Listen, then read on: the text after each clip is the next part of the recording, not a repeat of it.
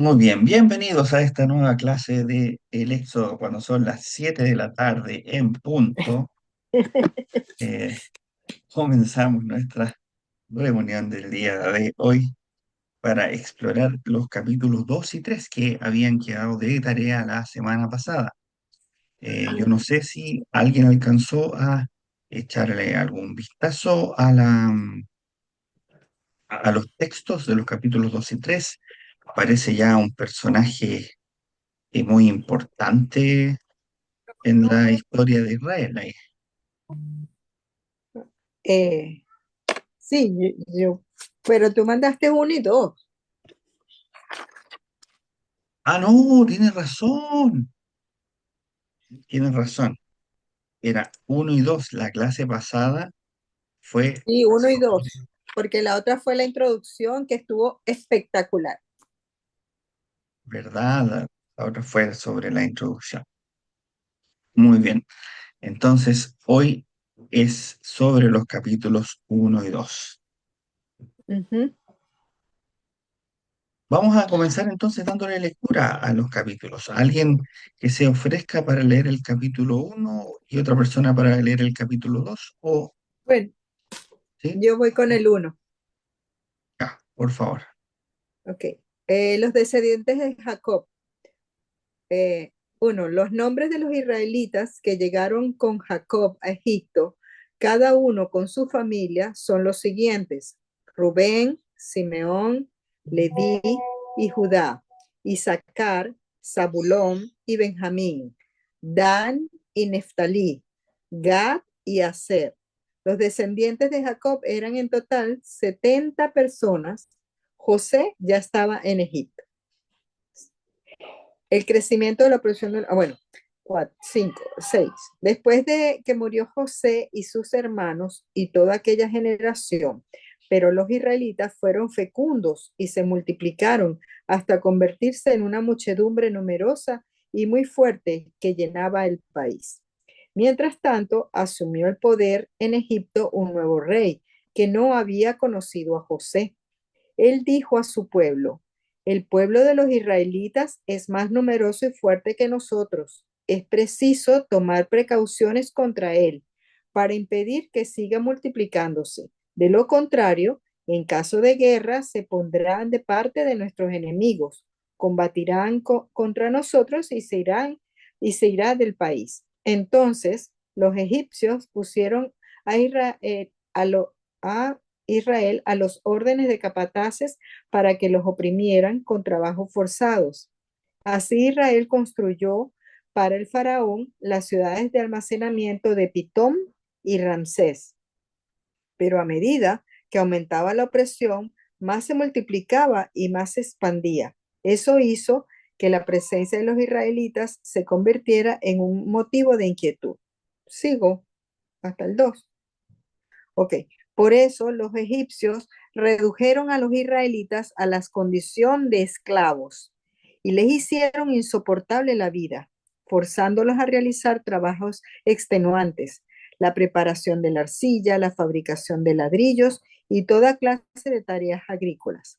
Además, el rey de Egipto se dirigió a las parteras de las mujeres hebreas.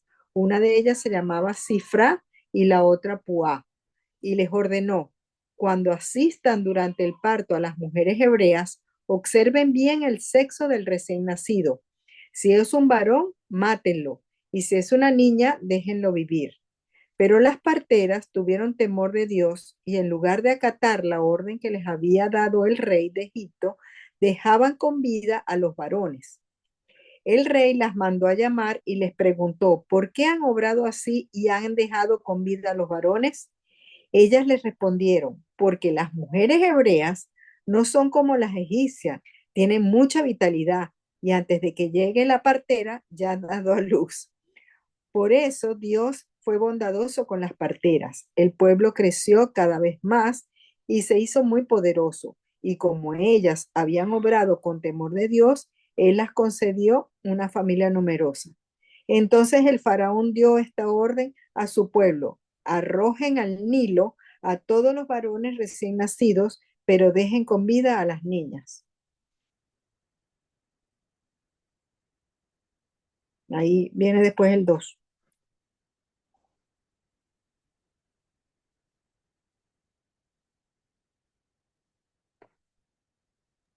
¿Alguien quiere seguir con el 2 o continuamos con Karen? Miriam, muy bien, gracias. Comentamos después, leemos todo primero. Sí, leemos primero.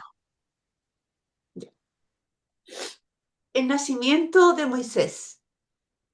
Un hombre de la familia de Levi se casó con la hija de un levita. La mujer concibió y dio a luz a un hijo, y al ver que era muy hermoso, lo mantuvo escondido durante 3 meses. Cuando ya no pudo ocultarlo más tiempo, tomó una cesta de papiro y la impermeabilizó con betún y pez. Después puso en ella al niño y la dejó entre los juncos, a orillas del Nilo. Pero la hermana del niño se quedó a una cierta distancia para ver qué le sucedería. La hija del faraón bajó al Nilo para bañarse, mientras sus doncellas se paseaban por la ribera. Al ver la cesta en medio de los juncos, mandó a su esclava que fuera a recogerla. La abrió y vio al niño que lloraba, y llena de compasión exclamó: «¡Es un niño de los hebreos!». Entonces la hermana del niño dijo a la hija del faraón: «¿Quieres que vaya a buscarte entre las hebreas una nodriza para que te lo críe?». «Sí», le respondió la hija del faraón. La jovencita fue a llamar a la madre del niño. Y la hija del faraón le dijo: «Llévate a este niño y críamelo. Yo te lo voy a retribuir». La mujer lo tomó consigo y lo crió. Y cuando el niño creció, lo entregó a la hija del faraón, que lo trató como a un hijo y lo llamó Moisés, porque dijo: «Yo lo saqué de las aguas». Continuó la huida de Moisés a Madián. Cuando ya era un hombre, Moisés salió en cierta ocasión a visitar a sus hermanos y observó los penosos trabajos a que estaban sometidos. También vio que un egipcio maltrataba a un hebreo, a uno de sus hermanos. Entonces dirigió una mirada a su alrededor y, como no divisó a nadie, mató al egipcio y lo escondió en la arena. Al día siguiente regresó y encontró a 2 hebreos que peleaban. «¿Por qué golpeas a tu compañero?», preguntó al agresor. Pero éste le respondió: «¿Quién te ha constituido jefe o árbitro nuestro?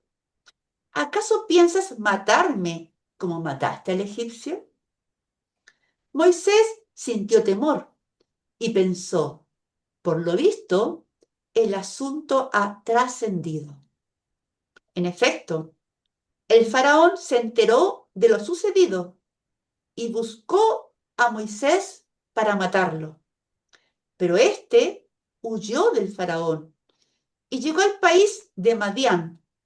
Allí se sentó junto a un pozo.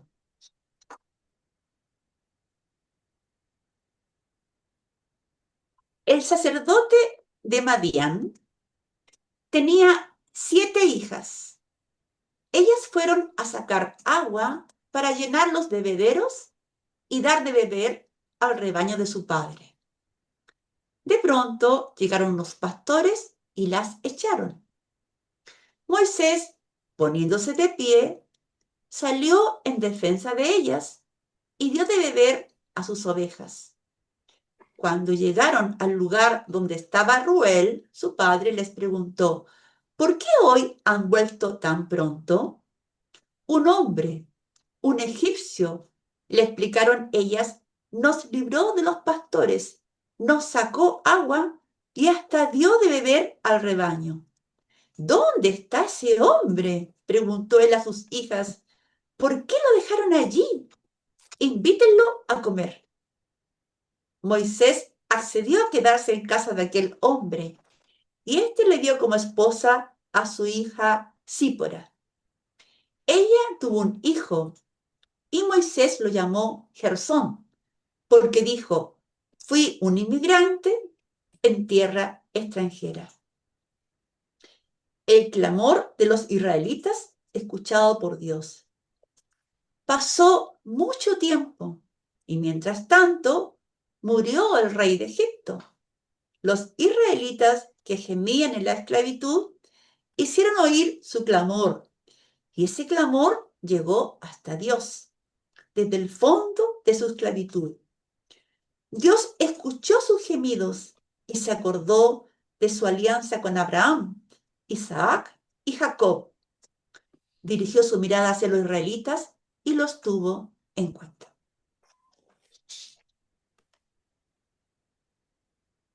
¡Qué hermoso! Y Muy muchas hermoso. gracias, ¡Qué hermoso! Miriam. Muy bien, partimos entonces con nuestro estudio ya ingresando al texto propiamente tal de el Éxodo, que vamos a comenzar entonces con el relato. Ya no estamos solo en el contexto general, vamos a entrar en la opresión del pueblo hebreo en Egipto Ujú. y en los primeros actos de resistencia que abren un camino a la liberación.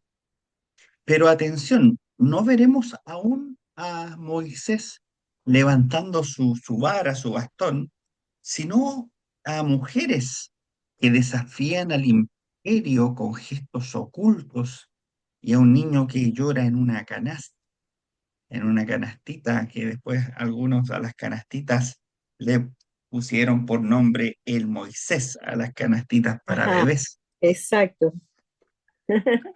Así que vamos a ver acá que la historia de Dios con su pueblo no empieza con milagros espectaculares, sino con la fidelidad en medio del sufrimiento.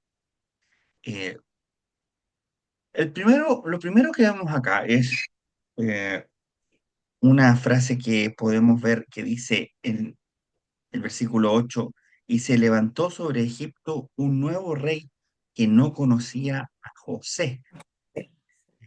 Cuando terminamos el Génesis, recordamos que José era Ujú. quien había sido gobernador en Egipto. ¿Se acuerdan que los hermanos lo habían Sí. vendido y le habían mentido al papá? Entonces ellos, los hijos de Israel, llegan a Egipto con una esperanza de que en esta tierra imperial, en esta tierra de grandeza como era Egipto, su hermano ahora era el gobernador. Así que este nuevo rey de Egipto no conocía a José. Y este versículo es clave para comprender el giro narrativo del bienestar Ujú. al sufrimiento. La expresión aquí no conocía no necesariamente implica una ignorancia histórica, sino un desconocimiento político intencional, puede ser. Un Correcto. nuevo régimen muchas veces elige no reconocer los beneficios del régimen antiguo, los beneficios Ujú. que José trajo al país. Eso lo vemos hoy en la política en el mundo nacional Correcto. e internacional. Es como que todo lo que hace el otro que no es de mi bando está malo y hay que olvidarlo y hay que desecharlo. Y así escuchamos frases. A veces yo veo en los comentarios de las redes sociales cuando un político X o un político o política X hace una aseveración y la gente comienza: nunca más derecha en este país, y al revés, nunca más la izquierda en este país. Es como que existe una visión tan negativa del que piensa distinto a mí, como que todo lo va a destruir, todo lo va a hacer mal, por lo tanto hay que borrar, hay que olvidar todo lo que sí. viene del otro lado. Y así, desgraciadamente, se construye política. Creo que no es algo bueno. Y en nuestro país, yo no sé si allá en Argentina, en No, Venezuela, será así. igual.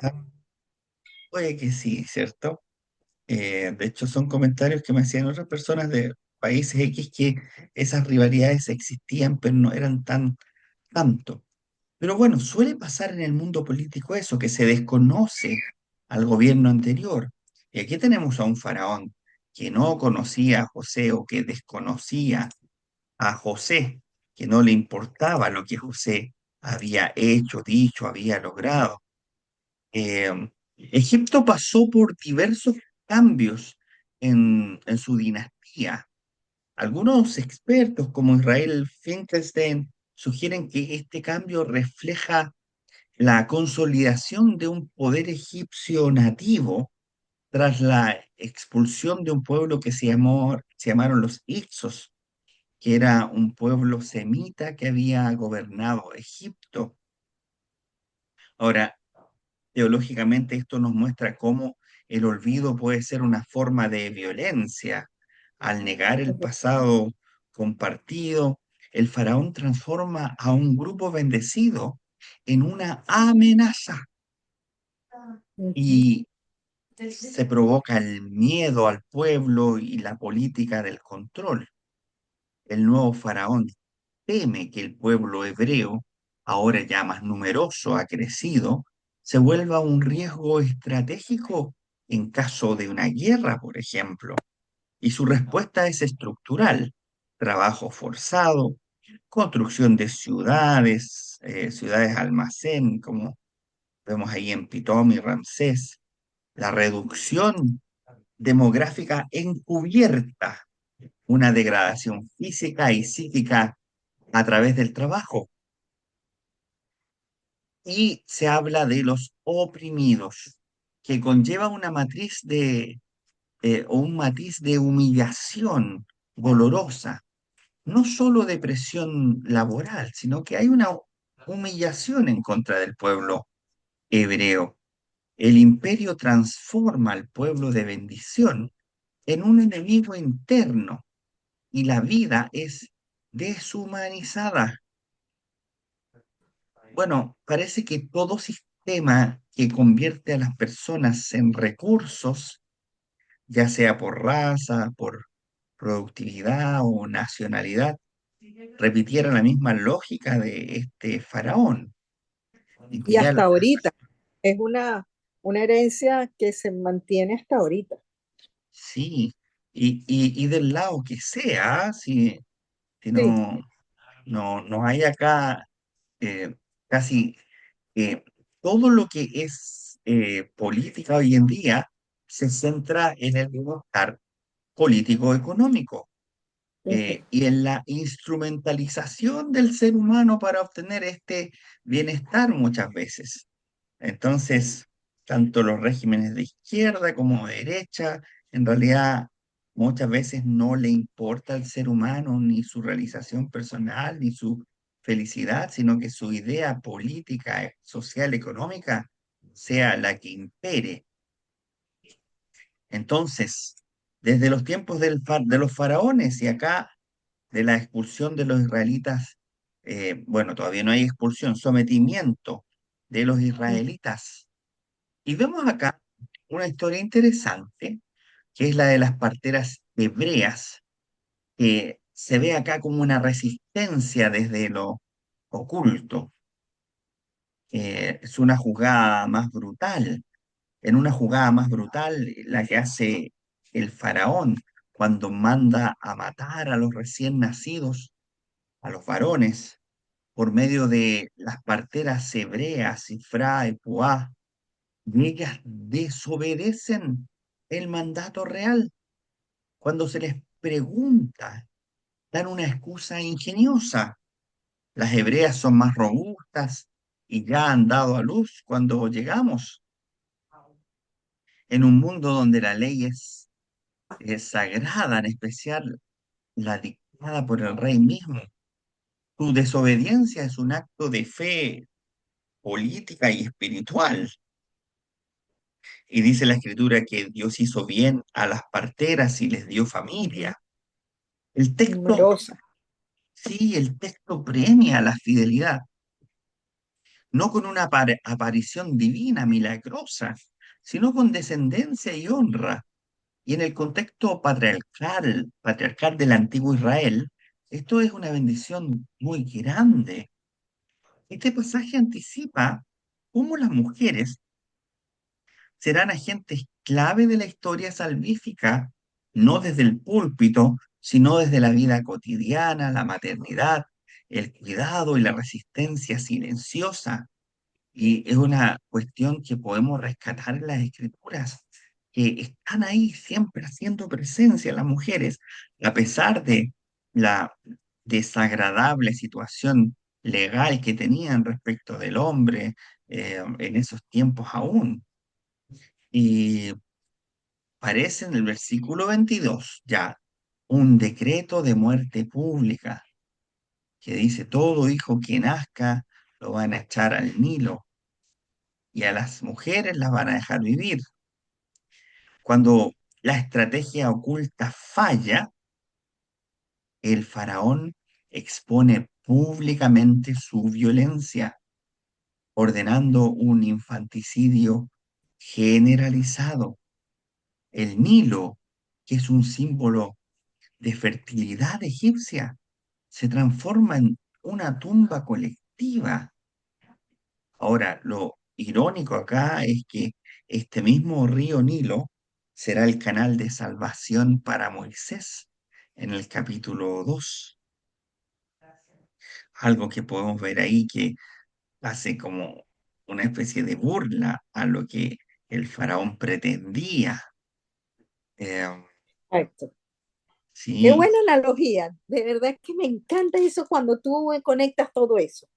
De verdad que, wow, mis respetos. Maravilloso. sí, y es así como en el... Es Sí, increíble. ujú. Y es así como en el capítulo 2 ya vemos el nacimiento de este libertador en un mundo hostil. Eh, el nacimiento, y dice el versículo 3 y tomando una arquilla de juncos, la calafateó con brea y pez y puso en ella al niño. Eh, el término acá, va, solo aparece en dos contextos, en Génesis 6 en el arca de Noé, y en este pasaje. Esto crea un paralelismo tipológico entre Noé y entre Moisés. Eh, Noé salva a la humanidad, Moisés salva a Israel. Noé a través del agua, Moisés es salvado a través del Nilo. Correcto. Eh, hay en este sentido un agua como refugio y un agua como redención. La salvación, entonces, parece que comienza aquí como algo que viene de abajo, como una madre que convierte una canasta en arca, el Ujú. Nilo en camino y el llanto de un bebé como el que escuchamos detrás en señal profética. ¿Qué les parece esto? Maravilloso, impresionante, sí. Pareciera que fueran como que ciclos, ¿no? Que se van, o sea, ciclos analógicos en todo lo que ha sido la humanidad, porque se van dando cosas que muy parecidas a antes. Por ejemplo, cuando en las preguntas esas que tú nos mandaste, ¿cómo se relaciona eso con la actualidad? Entonces yo dije, bueno, hoy en día el problema de las migraciones, de los traslados de pueblos, de gente sometida hacia otras regiones, es más o menos eso mismo, pero en la actualidad. Opresión de los países con su misma gente para hundirlos, para dejarlos controlados. O sea, es igual. Así es, y Miriam, ¿tú querías decir algo? Bueno, muy de acuerdo con Karen, la explotación del ser humano, del poder de los faraones, la esclavitud. Me impresiona que a través de todos los tiempos, matar es como, es como conversar, o sea, maten a todos los niños varones, o sea, es como la nada, o sea, ¿dónde están los valores, como dice Karen? O sea, dónde está la antigüedad o lo moderno? Siempre ha habido maldad, pero en estos tiempos de la esclavitud y de los faraones, también ahí nace igual la bondad, el amor, el amor de esas mujeres que se atreven a pasar a llevar al gran rey y Dios las valora y les da y les multiplica a su familia. Y gracias a eso que siguieron adelante. Y es tan lindo cuando la deja a su hijo escondido en el Nilo. Moisés, que significa yo lo saqué de las aguas, ¿cierto? Esa hermosa palabra que es hebrea, que fue criado por su propia madre, porque le dice, te busco una nodriza para criar al niño. Entonces la hija del faraón lo adopta, lo toma como... Vi una película también de este caso muy bonito, interesante, cuando lo adopta y la misma mamá lo cría, es precioso. Y ahí Ujú, se ve también el amor, que aflora el amor, a pesar de la maldad del faraón, de los reyes, del rey espantoso. Entonces ahí igual triunfa un poco el amor de una madre por un hijo. Y gracias a eso, él creció y después, por su bondad, por su habilidad, es entregado a la hija al sacerdote que era sacerdote Madrián, Madián. Y ocurre la parte linda de él, porque ya hace familia y se va dando a través, ya la historia continúa. Muy lindo el comienzo de Éxodo, bonito, porque uno se entusiasma, bueno, uno conoce la historia, porque, bueno, se ha dado muchas películas, pero yo enfatizo lo que dice Karen, la maldad, ahora, antes o después, siempre ha sido así, el poder y que no importa nada, a costa de ellos ganar, eso. La esclavitud, terrible. Claro, así es. Es algo interesante, se me olvidó aclararles un poco esto del tebá que les mencioné. Tebá es una palabra hebrea que significa como caja de juncos de madera impermeable que flota. Eso es tebá.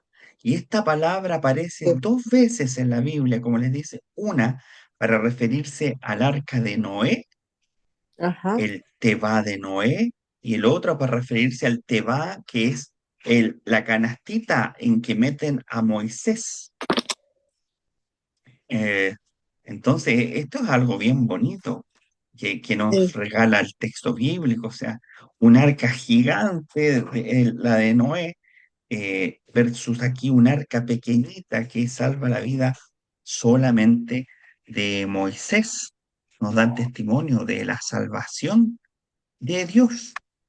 ujú, Y vemos acá una cadena de resistencia por parte de las mujeres.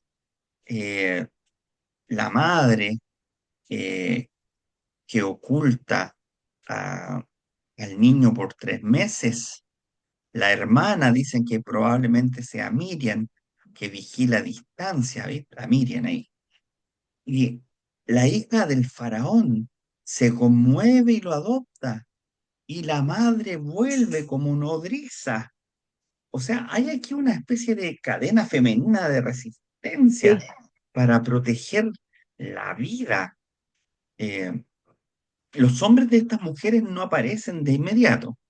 El mm, anonimato acentúa la universalidad de su valentía. Podría ser cualquier persona, cualquier ajá, mujer. Y el poder que oprime es enfrentado por un tejido de solidaridad femenina, donde la vida es protegida sin armas, sin proclamaciones políticas, sino en silencio, actuando y poniendo en riesgo sus vidas para salvar la vida de otro.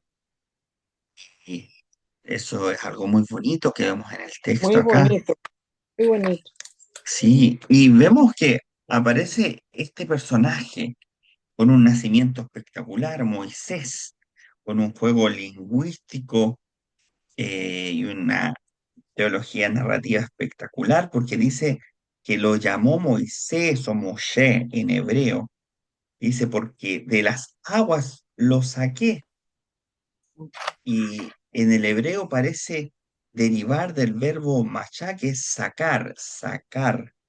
Y en egipcio podría venir de nacido eh, de las aguas, como el nombre hebreo, o sea, egipcio, Tutmosis, que se parece como a Moisés, Tutmosis, con Moisés.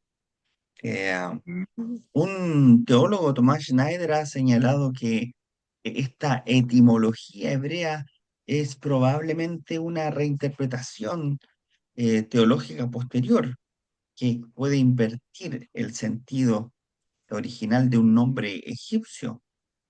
El texto convierte un posible nombre egipcio en profecía encarnada. Moisés será el que saque al pueblo de Israel de la esclavitud. Eh, Moisés tiene una identidad, tiene una vocación.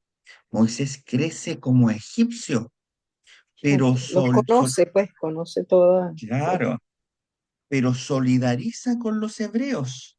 Correcto. Moisés luego mata a un egipcio, un acto impulsivo que lo convierte en prófugo. Llega a Madián, defiende a las hijas de Reuel, se casa con Séfora, tiene un hijo, Gershom o Gersón, significa soy forastero. Ujú. Y en la Biblia los grandes líderes son formados en el exilio. Esto es algo interesante, puesto que, por ejemplo, veíamos que Abraham sale de Ur, Jacob huye a Harán, José es vendido a Egipto, Moisés huye a Madián, Jesús se retira al desierto, como que se les saca de su lugar de confianza, su lugar en el cual se sienten en casa, cómodos, sin alteración alguna. Y ahí es donde se forman para el liderazgo, para el servicio a Dios. Mm. Y nosotros preguntémonos, ¿dónde estamos siendo formados o dónde hemos sido formados? ¿A qué desierto nos llevó Dios? ¿De qué forma nos preparó o nos está preparando? Dios prepara a Moisés en el anonimato, en el trabajo simple, en el desarraigo, no en el trono de Egipto. Exacto. Egipto, ahí en el segundo milenio antes de Cristo, es una sociedad jerárquica, un monoteísmo que aún no está estructurado, en que la realeza, el faraón es Dios, hay leyes absolutas, absolutas, y las mujeres en Egipto, si bien eh, mm, mantienen una desventaja respecto de los hombres, es más elevado que en muchas otras culturas de su tiempo. Las princesas reales podían tener independencia económica y social. Quizá por ahí, de Egipto, es que sale esto de que en Israel las mujeres juegan roles interesantes en la historia de la salvación, como que está todo unido. Eh, Y, yo sí, también diga. estaba pensando en Génesis, cuando em, Jacob, es llevado hacia Egipto. O sea, entonces es como que todo está dado, porque él fue allá, estuvo bien, después vino esta gente, como que todo está encadenado, pero que al mismo tiempo, o sea, voy a decir algo, es la voluntad de Dios. O sea, lo saca, pero no te preocupes que después lo que tú estabas diciendo, no te preocupes que después yo te formo para acá, pero tenemos que pasar por aquí. O sea, que ahí para mí, como el Padre Nuestro, hágase tu voluntad. O sea, yo creo que eso es lo más fuerte que hay. Y algunas veces uno no confía porque como uno es humano, dice no y le da miedo y le da esto, pero como que ahí es la fortaleza de uno estar conectado, creo yo, ¿no? O sea, me está dando vueltas en la cabeza eso.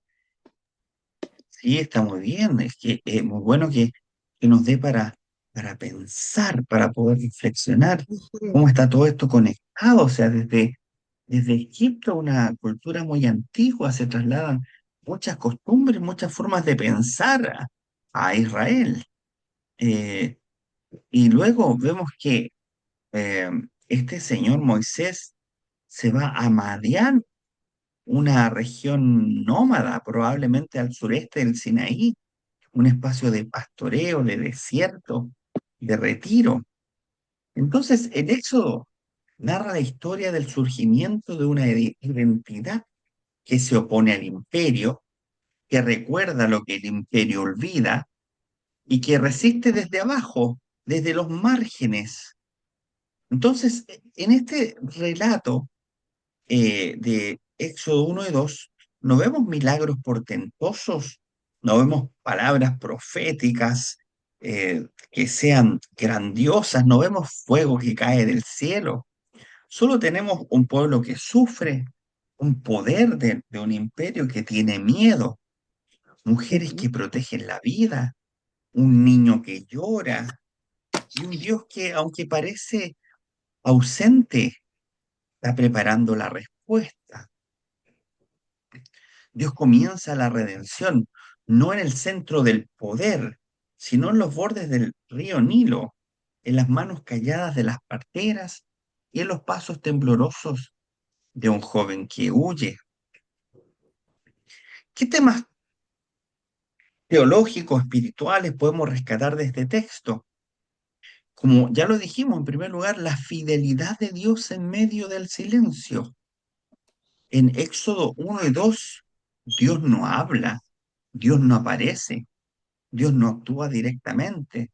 Sin embargo, el texto nos muestra que su fidelidad no está ausente, sino obrando detrás de Es- escena. La Ujú. opresión egipcia crece, la amenaza contra la vida de los israelitas se intensifica, pero aún así el pueblo sigue multiplicándose, lo que muestra la promesa de fecundidad dada a Abraham. Recuerden que les dijo, te haré padre de multitudes. Ajá. Sigue vigente. Eh, entonces parece que cuando Dios está callado o lo vemos nosotros como si no hablara, no significa que está inactivo. Su fidelidad avanza de forma invisible pero imparable. Hemos visto, yo creo que en nuestra vida es esto, Sí, obrar a Dios a pesar de que nosotros no sintamos que con bombos y platillos nos está dando palabras, sino que ahí en nuestra situación, en nuestro silencio, Él está haciendo su obra. Pero acá Otra, dice también, sí, perdón, sí, eh, diga. Dios escuchó sus gemidos porque ellos no saben qué hacer, están desesperados los israelitas y le pide a Dios que los ayude. Entonces dice, Dios se acordó de su alianza con Abraham, Isaac y Jacob. Como usted dice, estaba callado, pero estaba actuando, estaba pensando Dios cuál era su camino a seguir. Entonces ellos piden clamor, ayúdenos, ayúdenos, porque no sabemos para dónde ir, estamos aquí en esta tierra, que estamos siendo oprimidos, maltratados y queremos la paz espiritual, ayúdenos. Y ahí el clamor, ¿a dónde ir? O sea, Dios estaba actuando, pero primero está como actuando en silencio. Y ahí se Sí, acuerda de su alianza con Abraham, con Isaac y con Jacob. Y entonces ahí va a empezar otra vez a actuar. Y vemos también cómo la resistencia profética comienza aquí en lo cotidiano. Son las parteras Ajá, las que se enfrentan al faraón con astucia. La madre de Moisés desafía un decreto con una canasta, y la hija del faraón desobedece con misericordia. Y estas mujeres no tienen púlpito, no tienen ejército, tienen correcto. manos, tienen un corazón, creatividad y temor de Dios por sobre el temor a los hombres. Hay una cuestión que podemos denominar como teología del margen. Dios no comienza su liberación con Moisés, sino con mujeres marginales que actúan con sabiduría y ternura. Gente que las personas en general piensan que Dios no va a usar y Dios los usa. Es Sí, por los eso, instrumentos que usa que uno ni se los imagina. claro, es por eso que nosotros nunca, nunca debemos decir, como yo, eh, no puedo servir a Dios, no puedo ser usado por Dios y darle una excusa, porque a Dios no le interesa eso, no le interesa nuestro género, si somos hombre o mujer, no les interesa si estamos solos o si tenemos pareja, no le interesa nuestra edad. Algunos dicen, no, yo ya estoy viejito, Dios ya no me va a usar porque alcancé una edad X. Eh, Eso dijo Abraham, Moisés, que los utilizó en una edad avanzada, eh, en el margen, donde la sociedad piensa de que estas personas no sirven, Dios las usa. Así que ojo con eso, porque Ujú, si usted se siente alguna vez que no están las condiciones X para servir a Dios, Dios nos dice, no, esa puede que no sean las condiciones que el mundo, que la sociedad dice que les sirven, pero para mí no, no es así. Yo he escuchado personas decir, yo no tengo un título profesional, así que no puedo servir a Dios en estas áreas de servicio. Y a quienes más ha utilizado Dios en la historia de la humanidad son aquellos que no han tenido un título profesional. O lo mismo, yo ya estoy viejo, tengo una edad avanzada y a Dios le fascina utilizar a las personas que tienen sabiduría acumulada con los años. ujú. Así que no nos llenemos con excusas. Moisés mismo, más adelante, vamos a ver que les dijo a Dios, ya, pero yo no sé ni hablar, Ajá, sí, ¿cierto?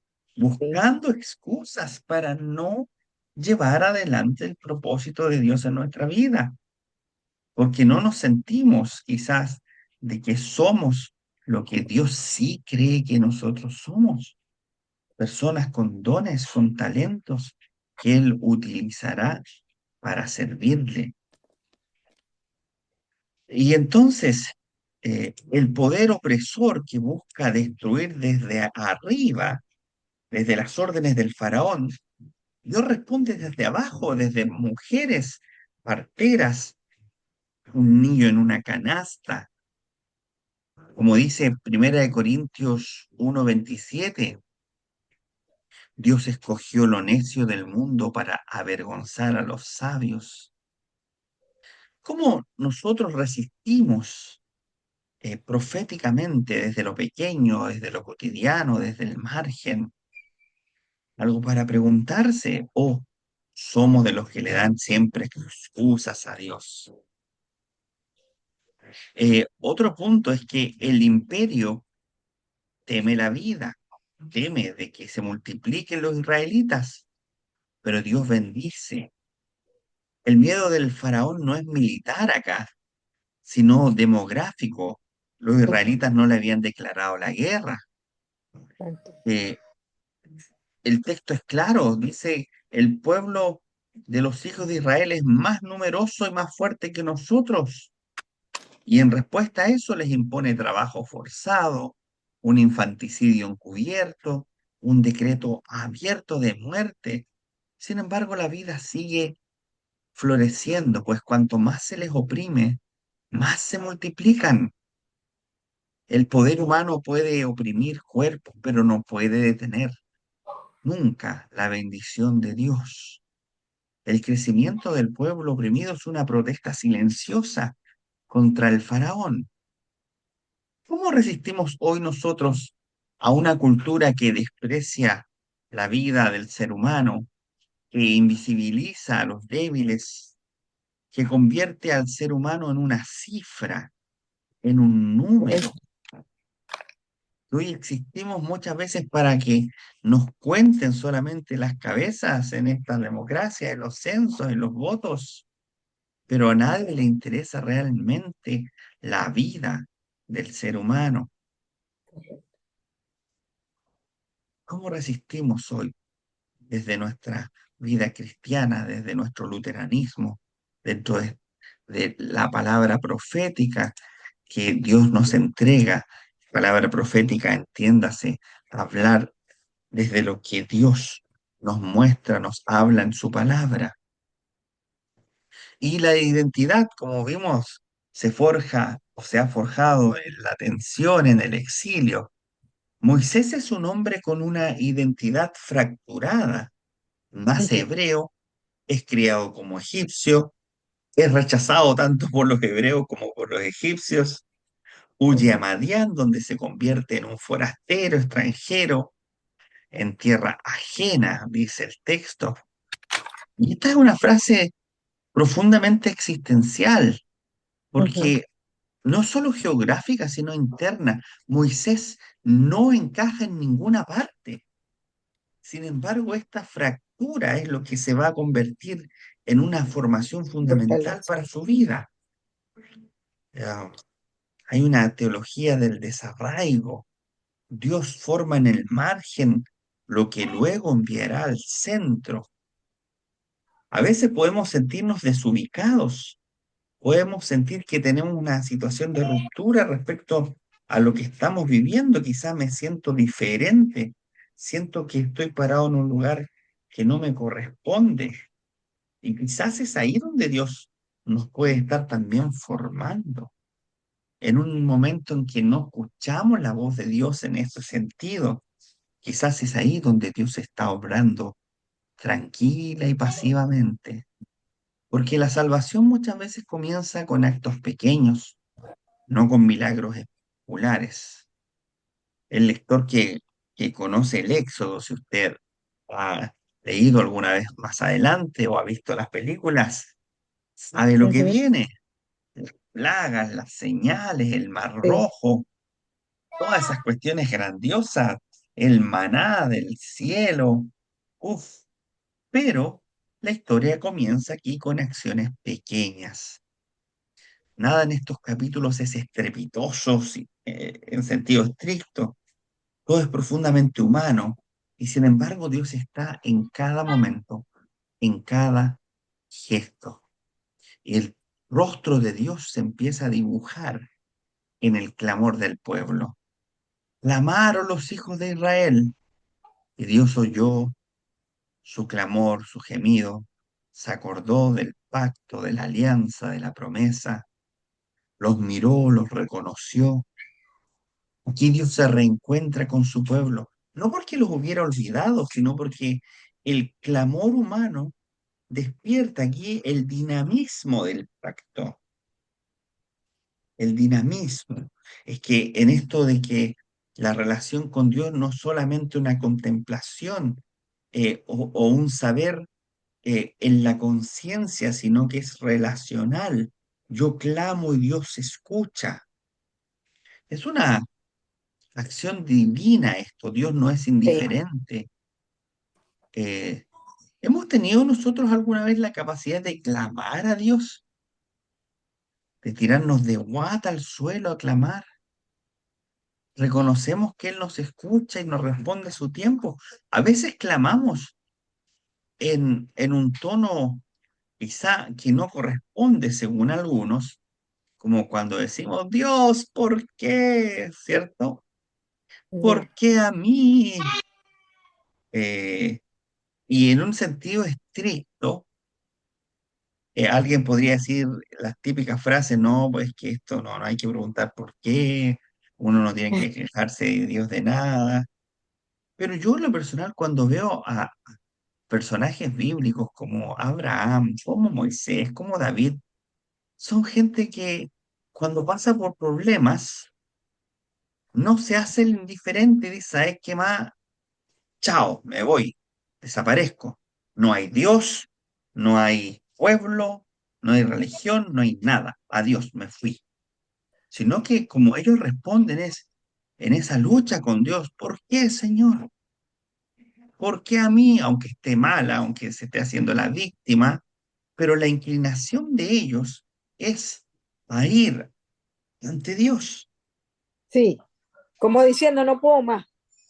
Claro, y no como otras personas que de otros pueblos, incluso mismo en el pueblo de Israel, que cuando algo les fue mal en la vida, dieron la media vuelta y se fueron. Que te pasa incluso el día de hoy con mucha gente que decide Sí, olvidar nomás, en vez de peleársela a Dios, aunque lo estemos haciendo mal. Ahora, ¿qué nos impacta más de estas mujeres acá que protegen la vida? Las escucho. ¿Qué cosas a ustedes le llamaron la atención de estos actos de rebeldía? A ver, yo creo que, bueno, hay varios temas, pero como un punteo, primero el clamor, el clamor ante lo que uno le puede pasar. Yo creo que también tuve clamor cuando se murió mi mamá porque sufrí mucho. Comparo el sufrimiento de uno con el sufrimiento de estas mujeres que iba a perder a su hijo. Primero, el papel de la nodriza o el papel de las parteras representa a mujeres fuertes. Yo creo que el acto de la humildad y el amor al otro hace la diferencia y eso valora a Dios. Y eso lo valoró en ellas y le multiplicó su familia. El acto de la nodriza, que era la mamá, de criar a su hijo y sabiendo que después iba a ser egipcio, hace que la madre entrega todo por su hijo.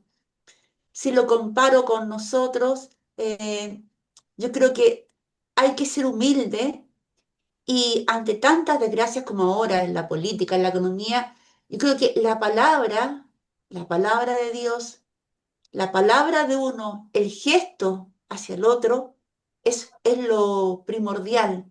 O sea, ¿cómo soy yo frente al otro?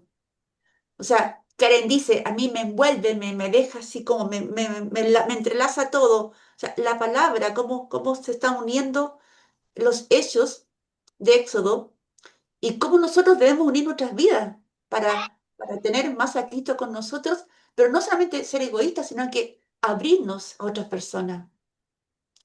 Por ejemplo, lo comparo con mi familia, que el otro día vino mi cuñado y cantamos el cumpleaños feliz a los luteranos y lo aceptaron, porque antes no lo aceptaban, y les gustó y lo conversamos. Que el Señor te bendiga, tú ya estás dando un ejemplo de amor. ujú. Sabes que para ti es importante. Entonces la palabra, el ejemplo, el amor, eh, la fuerza a esas mujeres poderosas, no siendo poderosas, yo creo que eso es lo que vale. Y eso Dios lo premió. A pesar de que vienen muchas cosas negativas, y mala y triste en la vida de Moisés, su empezar fue hermoso porque él va a ser el guía de muchas personas. Y Así eso es lo que vale, a pesar de lo que va a sufrir. Eso. así es, gracias Miriam. Yo creo Sí, que yo todos también, nosotros hemos... Sí, diga nomás, diga. sí, yo también veo que algunas veces cuando uno se ve como uno solo, lo ve todo como imposible, como difícil. Pero si uno aporta justamente con ese sentimiento de amor, de comunidad, de unirte con otro, eso potencia grandemente los resultados. O sea, el aislamiento es lo peor, pienso yo, porque, porque, porque justamente Dios usa a cada quien como instrumento. Yo, o sea, yo pienso que es así, o sea, y que aunque a uno no lo entienda, suceden cosas que a ti se te resuelven de una manera que tú dices, pero ¿cómo? Y se dio. O sea, es algo, por eso uno tiene también que confiar y siempre pensar, lo mejor está por venir. O sea, no sé cómo se va a resolver porque no lo tengo en las manos, pero sé que va a pasar. Y creo que esa esperanza, esa fe en la certeza, ¿no? De lo que uno, como dice, pues, la fe es la certeza de lo que se espera y la convicción de lo que no se ve.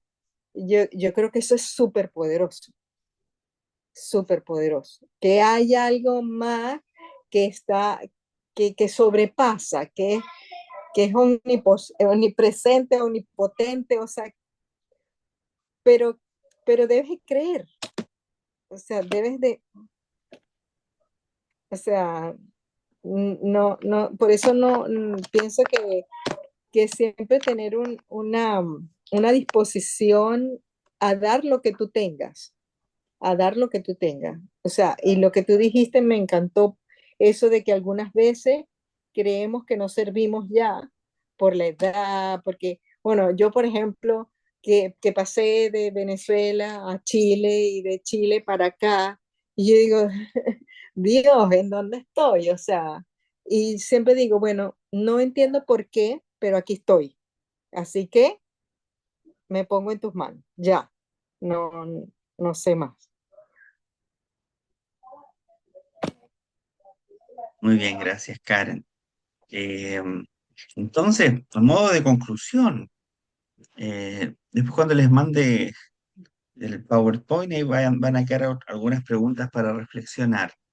Ok. Pero podemos ver que el éxodo no comienza con plagas ni con prodigios, comienza con lágrimas, con miedo, con mujeres valientes, comienza en silencio, comienza con vida defendida en secreto.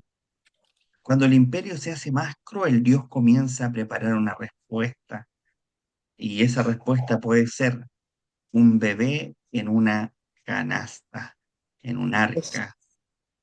Muy bien, hasta aquí la clase de hoy. Tengamos un momento de oración. Oremos.